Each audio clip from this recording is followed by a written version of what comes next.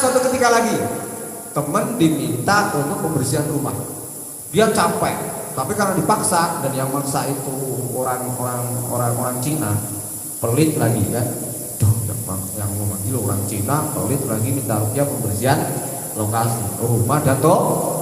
Dia harus pelit. Masa sudah pernah diundang ke situ dan timnya ibaratnya tidak dihargai. Ya, berarti yang Jakarta pangkat uang 10 dikai 200.000 kan ya biasa kan.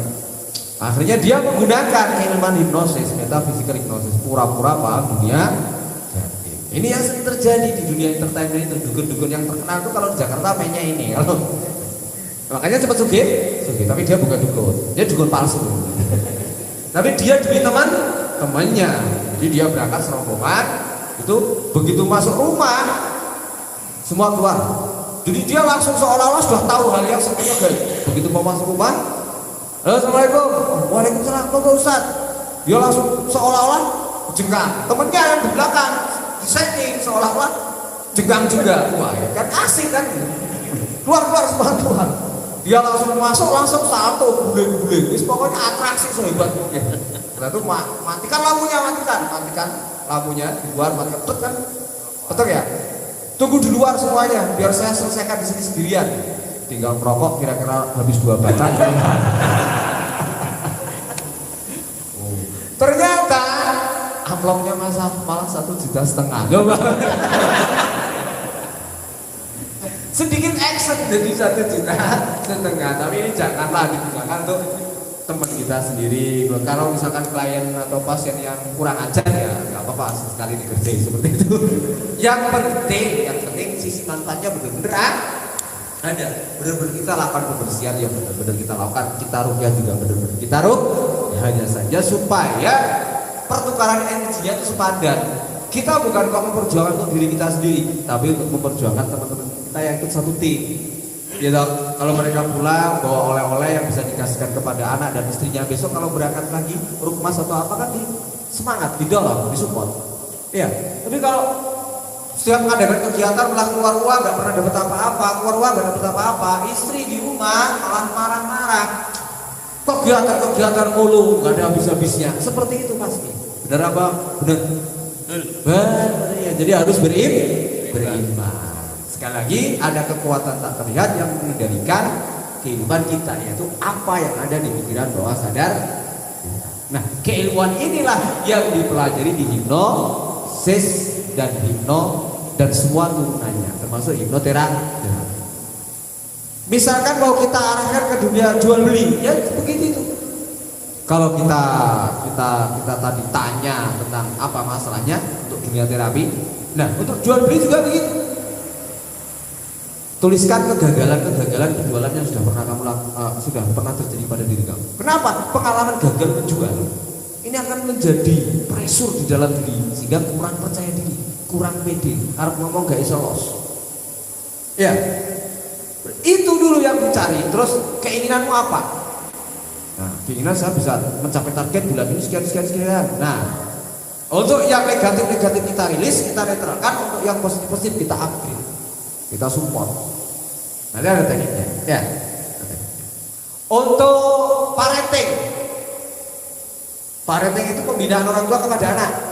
Fokusnya adalah bagaimana Anda menjadi orang tua yang baik, yang bisa mengarahkan anak-anak tumbuh kembang dengan baik, mencapai apa yang anak Anda inginkan, bukan menjadikan anak Anda seperti apa yang Anda inginkan. Bantu anak Anda mencapai apa yang dia inginkan. Ya, bukan Anda memaksa anak Anda jadi seperti apa yang Anda inginkan. Ini enggak benar. Dalam dunia parenting sudah langsung disilang. Karena anak itu punya potensi, punya bakat, punya misi-misi khusus yang Allah berikan kepada dia, supaya hidup sesuai dengan zamannya dia ketika nanti dewasa. Kalau kita arahkan anak itu seperti kita, zaman kita sekarang berbeda dengan zaman anak di masa yang akan datang. Jangan main HP dulu. Nah, sekarang sedangkan 5-10 tahun yang akan datang semua serba di kita. Kalau anak-anak ini sudah dari sekarang ini kita larang bermain HP, dia akan ketinggalan jalan pada masanya nanti. Nah, terus bagaimana Kiai? Ya arahkan saja supaya main HP manfaatnya itu hal yang baik. Diajari bikin konten kreatif, malah Daripada nonton YouTube terus, ayo belajar bikin konten YouTube. Bagus nggak? Bagus nggak? Konten-kontennya ya edukasi, ya permainan-permainan sesuai dengan usia dia. Jangan usianya 5 tahun terus diajak panjat tebing ya. Nggak sesuai kan ya? Sesuai dengan dunianya dia. Jadi bagaimana menjadi orang tua yang baik? Tanyakan kepada anakmu. Nah, saya sebagai bapakmu dan ibu sebagai ibumu ini, kira-kira hal positif apa yang kamu senangi dari bapak dan ibumu? Hal negatif apa yang tidak kamu senangi dari ayah dan ibumu? Berani sama bertanya seperti itu ke anak? Padahal ini awal mula sama bisa menjadi orang tua yang baik.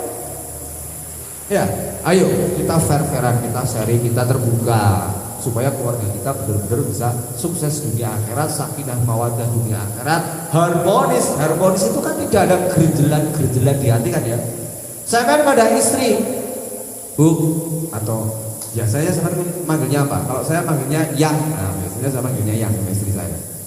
Yang, selama kita menikah ini apa saja yang pernah saya lakukan yang membuat kamu merasa sakit hati, kecewa, marah? Saya tanyakannya itu. Kalau yang positif tidak perlu, karena ini kan luka yang mau disembuhkan ya. Terus apa sifat karakter kepribadian yang kamu sukai dari diri saya sehingga kamu memilih saya jadi pendamping hidup, dan apa karakter kepribadian sifat-sifat yang tidak kamu senangi pada diri saya?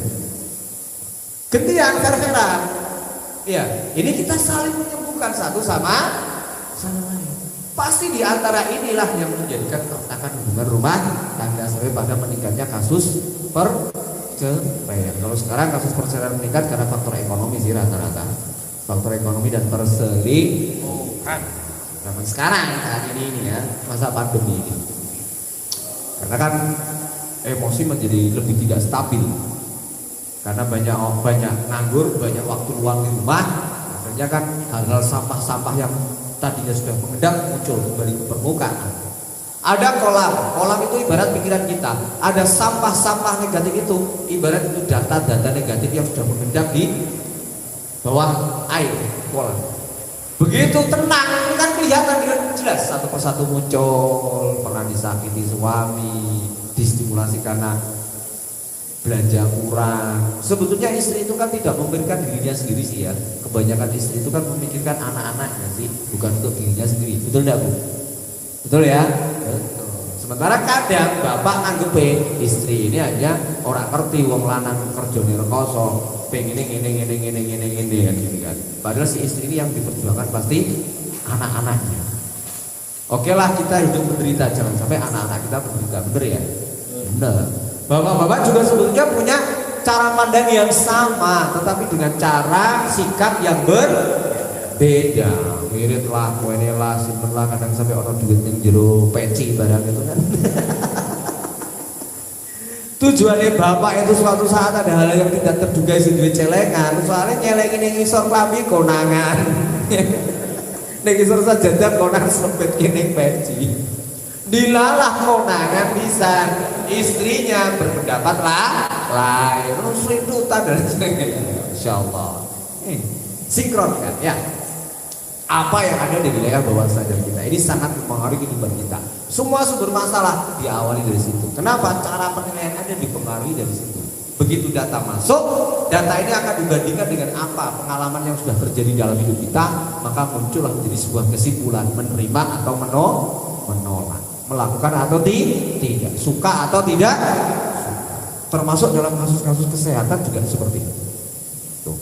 Nah, tujuan kita mempelajari keilmuan ini ketika kita sudah bisa mengintervensi masalah apa yang harus diselesaikan, tentunya adalah menyelesaikan masalah ini. Tetapi karena ini ada di wilayah bawah sadar,